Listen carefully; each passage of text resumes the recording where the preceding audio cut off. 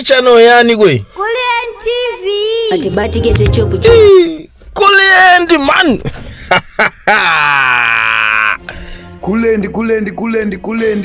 Kulendi Yamakada kuterera panguva dzino ndiyo channel yenyu inonzi Kulien TV apo patinokupai ma-updates now nezvinhu zvakasiyana siyana zvinenge zvichiitika munyika yekwedu. Kana ndichinge ndatoya kudai so ndine nguva dzekuti ndinomboda kuti ndikataura nyaya ndiri ine happy mood or bad mood, but ndikati mutengera pakuti nhasi hazvina kumira zvakanaka. I'm back kunge musana. Ngationesane zvinhu zvirimo ma-streets because ndambofunga kuti totanga neipi, but regedza titangire pane nyaya inei. Amos Chibaya is reported to have sent this message in a WhatsApp group advising citizens to disengage from any association with Jameson Timber Group. Source of story is Newsday. Ladies and gentlemen, be advised accordingly. The above logo is not our child. The message read, our special focus is Agenda 2026 as explained by our leader, Advocate Nelson Chamisa. Let's follow the laid down trajectory and ignore many side shows that are meant to defocus us from our core business as a movement.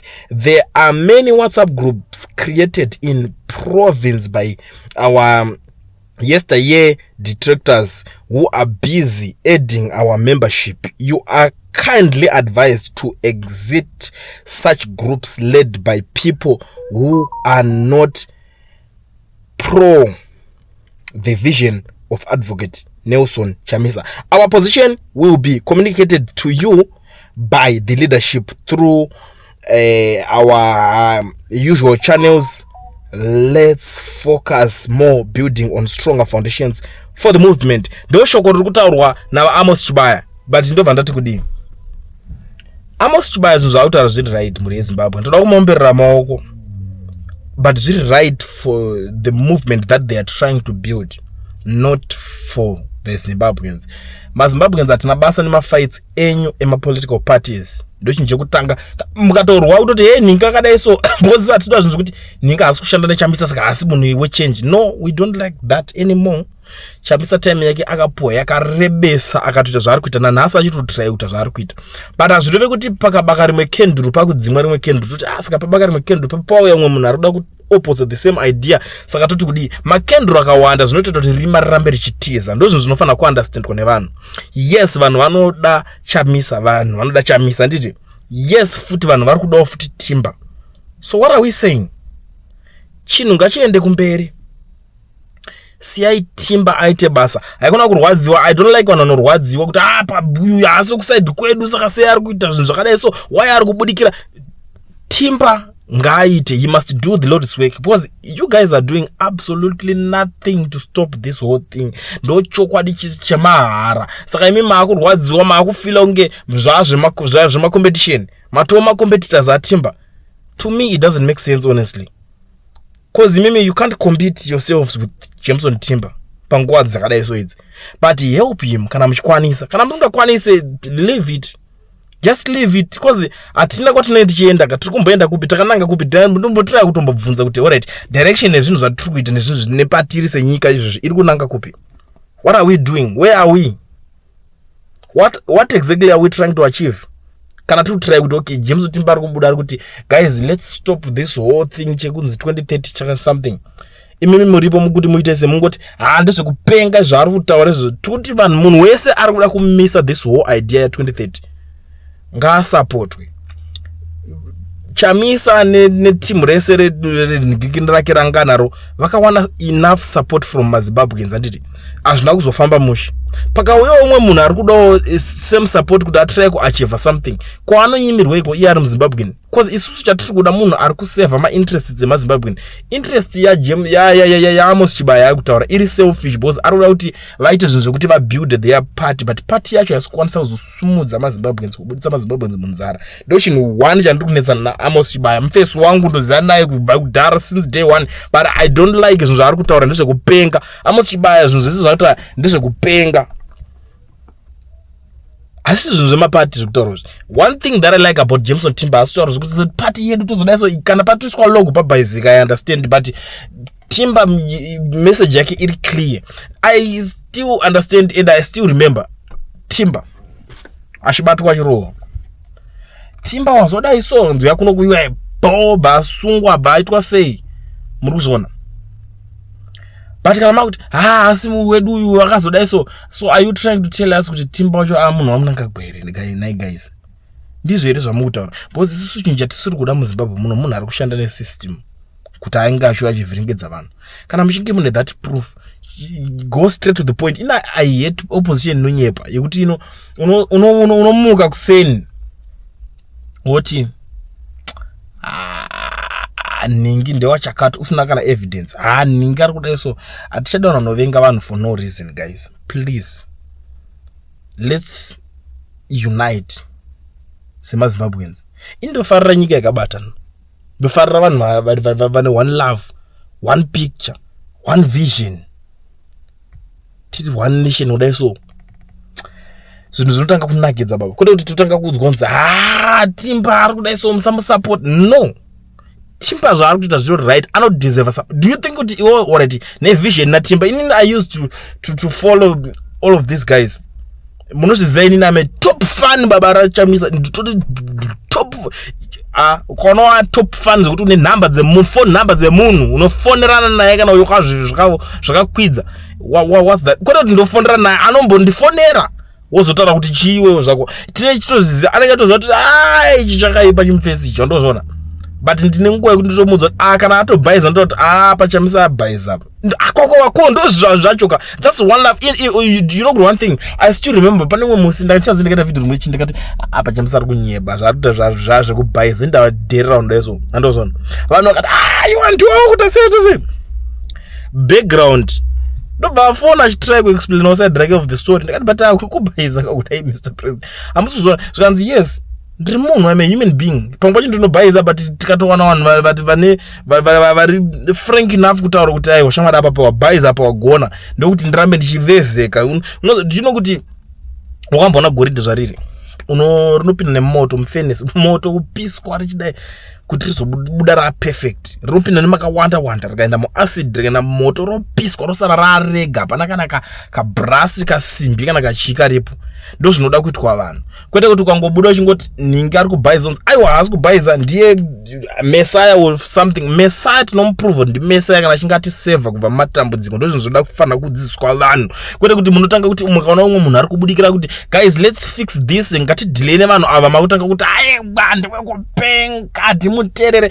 Regedzai kuterera on your own risk. Inini zvangu honestly ndo follow ndotarisa Timber uri kuti chi, what is your idea, what do you need to achieve this idea. Kwete kuti iwe unotanga kuti munhu kana ngobudikira kuti idea is right. Idea yacho kana muchida kuti inge ichiachieve because inchi chandikuramba panapa chinhu one chekuti muri kuda kuti Zimbabwe ive a better place, ive a good country because of ningi, because of an individual. Kuti chamisa ndiye anofanira kuseva Zimbabwe kuti inge nyika iri bo hazvina kushata. I like that kana mune that idea, but so far asati achieve anything pazvinhu zvese maideas ake ese akanawo kubva achitanga. Saka toti kudii pakauya mumwe munhu ngatitry, let's try uyai kuSouth Africa tiratidzane maideas aripo guys. Kune maopposition akawanda. Kune yakatobudira mukoto wezvisizwa wati yana Zuma ine zvekatoya yakatogadzirawo ipapo zvenguva yayo. EFF yanga igara iripo ichipaza vanhu, but EFF haisiyo the main opposition. Haisi main opposition tatongozoti ana DA yao ndio vangashuta zvinhu, but EFF munoona zvainoita inogadzira nyika. Saka munozodei mangwana ndozvinhu zvacho zvatinechindikina. But anyways nyaya idzodzi dzinotitemese musoro, but inini ndangoti ndiwe ndizvitaure because inini ndine zvivindi anditerere zvisina basa. Guys, isusu chatiri kuda inyika yedu. Zimbabwe is all that we have. Atorina kana chinhu takabroka senyika, asi nyika yedu tomboiprotecta tozopedza randa. Guys, isusu for example ngatimbotenda kuti timborine kana munda tomborima minda iyoyo bo muri inodya ikaguta. Saka let's protect what we have. Atidi kumbodzwa zvinhu zvatisina first kumashure kuti tichazowana chakati ngatimboprotecta zvatinazvo. Tine nyika yedu, ivhu redu, ndo chinhu chekutombotanga chatinacho first. Iyo ndinoziva inini zvinondirwadza most of the time pese pene ndofana kutofamba ndine madocuments kwese kwandiri kuenda ndofana hey braka upassport ikai une passport une chakati une ID une every pese por kufamba but kana ndiri kuZimbabwe ndiana anondibvunza zvinhu zvinondibasira ndakatopinda munyika mangu handakana anondibvunza kuti matakura chitupa here akana kana 1 andiko kuzviona. Saka inyika yekuti inofanira kutoprotectwa tine ma issues nevanenge varipo panguva yacho pamapositions but azviroti vachafirapo nguva yatoshoma shoma vanenge vatobva manje tatodzokera munyika yedu takuita zvatiri kutoita bosi kunenge kwazowewo vamwe vakuti vanenge vachitrai kunzwisisa zvatiri kuita. So that is our problem with the current regime kuti imama mana mune dambudziko rekuda kungoti munhu akuudzai kuti zvamakadai zvikuita zvikubhaisa muri kuda kurova muri kuda rese ndo patine matambudziko chete but zvimwe zvese tinenge tiri right. Atidi kuti tiroerwe kutaura chokwadi kasenyika kuti iwo apa uyu ari kubawo mutonzi utaurire kuti ari kuba unotaura kuti munhu ari kuba sei yapano ndiwani unotembe pakanzi munhu anoita corruption ngaabatwa asungwe simple and straightforward. Anyways, muri Zimbabwe ndokutendai. Thank you so much for the unwavering support that you have been showing us on Kulian TV from day one. But before I disappear, regeza ndingotanga kungotenda sawira mukuru unozoti ava manje ava ndova nokuti ndoti akomana kana zvichiita ndofarira munhu anobatsira nemoyo wakanaka semoyo une vanhu ve-education research muridzi wayo ane moyo wakanaka. Muridzi wekampani iyi ihombe handiti but he is a Zimbabwean. Moyo une munhu we-education research ndewe kubatsira maZimbabweans especially vese vari muSouth Africa muno kuregister makambani nekuvhura maFNB business account.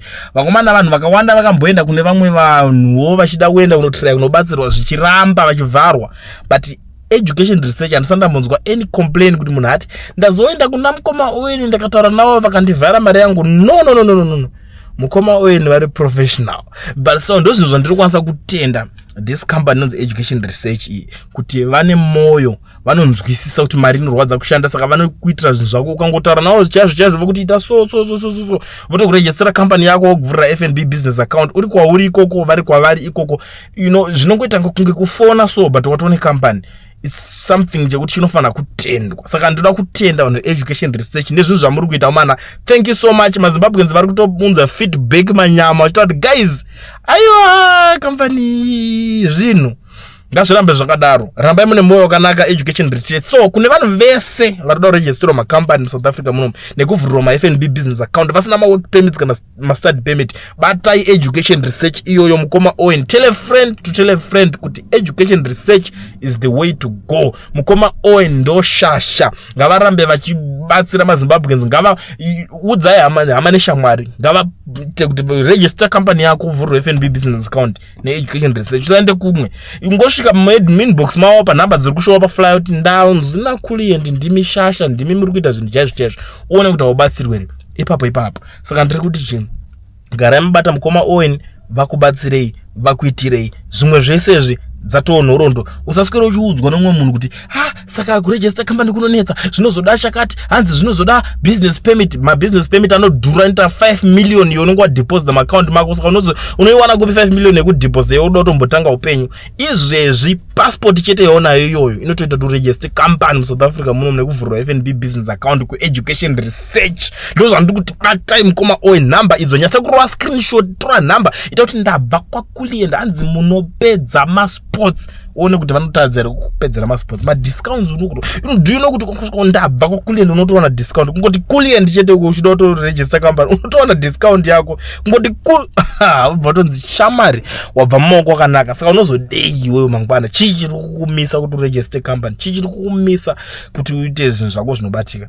Contact him on their numbers that are showing on the screen. Mukoma Owen vanokubatsirai. Kune vanhu vari kunze vari kutiza dzimwe nyika dzekunzi diaspora vari kutiza hondo vaya varida kuuya vachiregister makambani muSouth Africa munomu zvinoita foot but imimi guys kana uchikwanisa chinodiwa papa i-entry stamp handiti saka kana uchikwanisa kuti passport yako ipinde muSouth Africa nechidhindo chayo zvakanaka itai maitire yenyu but chatinongoda chete munomu kueducation research kwacho kuti iwewe passport yako inge iri valid, passport yako inge ine entry stamp chidhindo chikuratidza kuti wakapinda munyika zvine paborder kana kuti nepachi paairport whatever zviri pachi pamutemo unozodei mangwana.